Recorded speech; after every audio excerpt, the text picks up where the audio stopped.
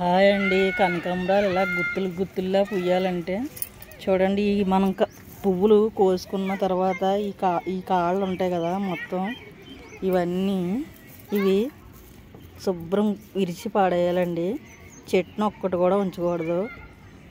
ఇవి మొత్తం తీసి పడేస్తే పువ్వులు మాత్రం గుత్తులు గుత్తులు వస్తాయండి. చూడండి, ఇంకా ఇంకొక బేసిన్ ఈ పువ్వులు అవుతాయి. చాలా పువ్వులు పూసాయి.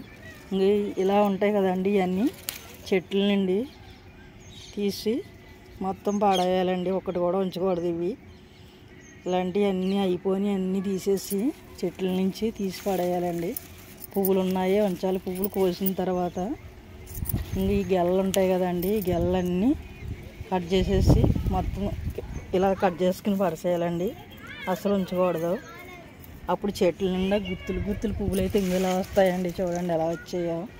ఇవన్నీ పువ్వులే. ఇలా పుయ్యాలంటే ఆ గెలలన్నీ తీసి పడేసుకోవాలండి. అప్పుడు చాలా నీట్గా వస్తాయి. చూడండి, నేను అన్నీ ఎప్పుడు కోసిన వెంటనే పువ్వులు కోసేటప్పుడు ఆ గెలలన్నీ తీసి పడేస్తాను. అందుకే పువ్వులు అంత చక్కగా వచ్చాయండి.